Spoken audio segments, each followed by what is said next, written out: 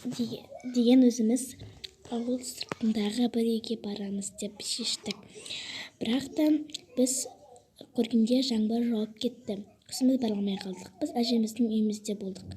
Әжем келді. Сосын ол бізге нәрсе көрсетті. Ол қуыршақ еді. Ол қуыршақ халық киімінде киіп алған еді. Бізге қорқынышты болды. Түрі де біртүрлі еді. Бұны қайдан сатып алдық дегенде, әжем базардан деп айтты. Сол базарда бір кісіден саудада $60 сатып алдым деді. Сосын ол кісі біртүрлі болып, екіншіге айтып, бұл қуыршақты маған әкелмеңізші деп айтты. Жарайды деді. Әжем осыны аялап, жақсы көріп, осының бетіне сүйіп, оны жауып қойды да кетіп қалды. Біз кішкене қорықтық, бірақ жарайды деп қоя салдық. Және де ол қуыршақ біздің папамыз, біздің ата-аналарымыз бітіре кетіп қалған кезінде біздің жерде даже интернетте болмады. Сосын біз екеуміз сөйлесіп отыра бердік.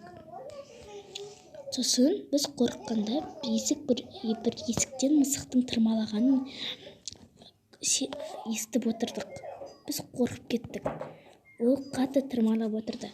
Сосын сәбидің жылағанын естідік. Және де ол жерде кім тырнап жатыр, кім жылап жатыр деп қатты қорқып қашып кеттік. Біз велосипедпен кеткен кезде дала өте қатты суық болғаннан кейін біз үйге қайтуымызға тура келді. Біз қайтып келген кезінде біз және де бір саудадан киім алған едік. Сол кезде біз оны диванымызға қойып қойдық, яғни кроватымызға. Келсек ол жоқ. Біз бір жерде іздедік. Сосын кроваттың астын қарастық, біздің киіміміз сол жерде жатырды. Біз қорықтық. Сосын біз не істерімізді білмедік. Біз шок болып тұрдық та әжемнің бөлмесіне барайық деп шештік. Біз әжемнің бөлмесіне кірген кезінде ол қуыршақтың беті жауып тұр екен, яғни тек көзі ғана көрініп тұрды. Біз қорыққаннан оның бетін жауып қойдық та өзіміз кетіп қалдық. Менің досымның, подругамның осында бір жазанды ағашы бар. Соны өте қатты жақсы көріп еді. Сосын біздің ата-анамыз келген кезінде біз түнімен ұйықтай алмай шықтық.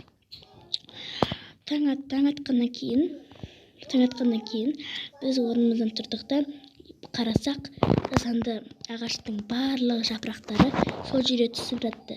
Біз қатты қорықтық. Сосын оны әжем қатты жақсы көрді. Оған күтті, оған тамақ берді. Өте қатты қызық еді. Сосын оның шаштарын тарады. Сосын бір кезде біз оның бөлмесіне кірген кезде әжем келіп, екіншіге айтып, бұл жерге кірмеңдер деп айтты. Біз таң қалып қалдық. Ол жаман қуыршақ екенін білдік.